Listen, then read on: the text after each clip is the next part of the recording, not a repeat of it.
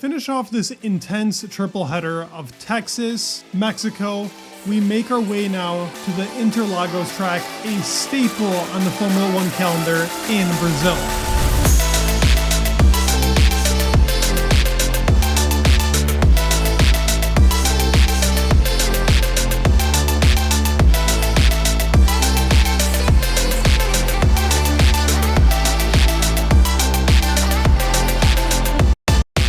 This track could be a video in itself when it comes to the top moments that have happened here.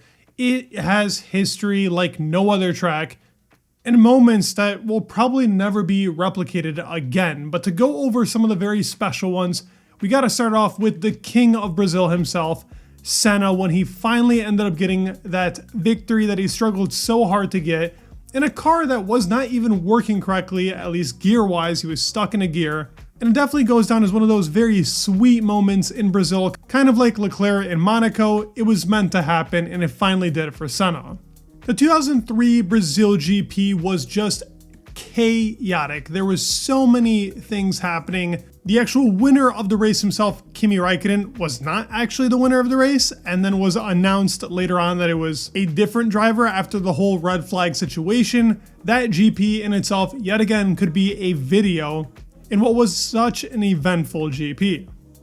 The 2007 GP was also one of those probably once in a lifetime type of championship wins, like it was for Räikkönen. His one and only, he won it by 1 point in what wasn't even the fastest car, but that was the season we had Fernando and Lewis in the same car in McLaren. It was fireworks the whole season.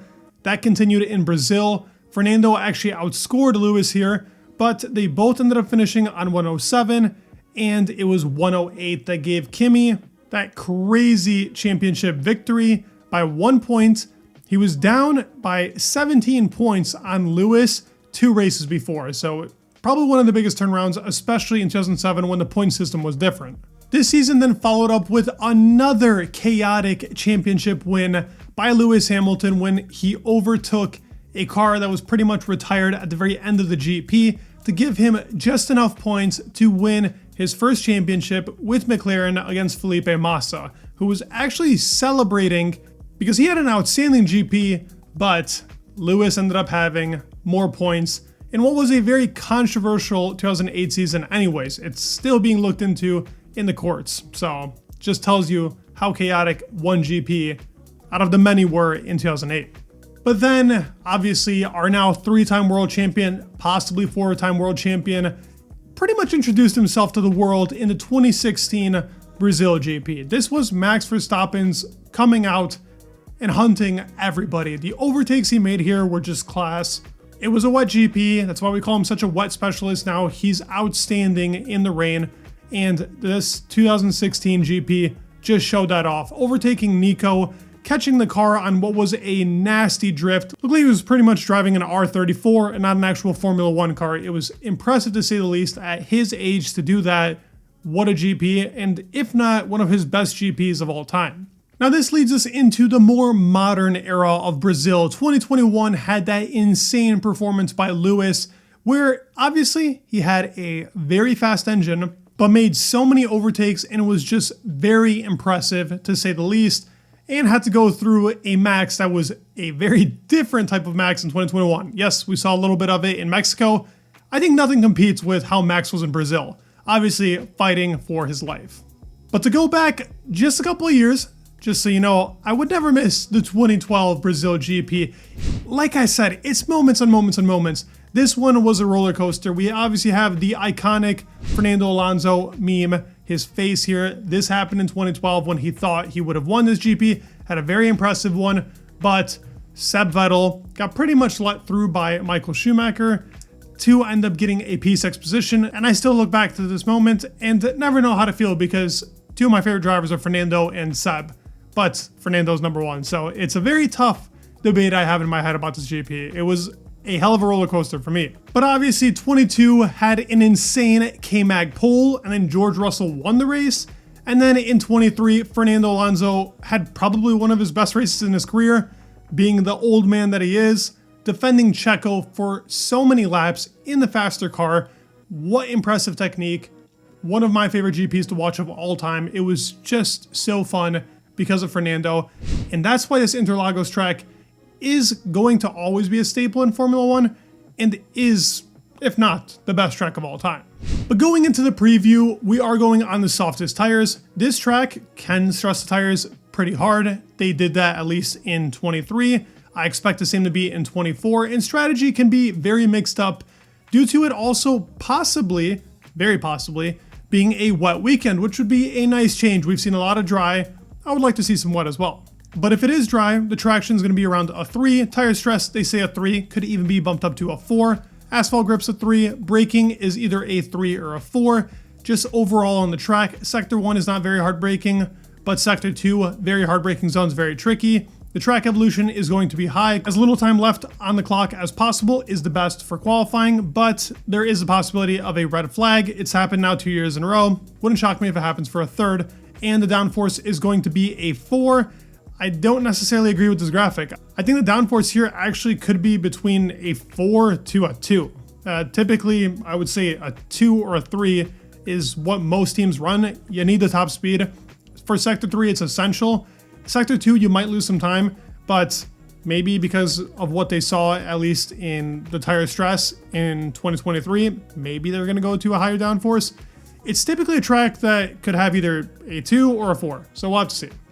But with that, we can go over a lap in Brazil, and this counterclockwise track is very short but very technical. Going on the start-finish line, we're going to go into a super hard braking zone into turn 1, where you want to set up as best as possible the exit going into 2 to set up 3 going on full throttle in a corner that's not really a corner, down a straight with your first DRS zone of the race. We will see overtakes here, especially in the beginning of the race. This is where we saw that magical Fernando Alonso overtake on Checo. Going to turn 4, which is pretty hard braking, but you still want to carry a lot of minimum speed and go as right as possible into 5, which you will then carry on to the throttle, going full into 6 with a very light brake. Maybe some drivers can take it with just lifting, which then leads into 7. You want to go on throttle as soon as possible, but then a very hard, tricky braking into 8.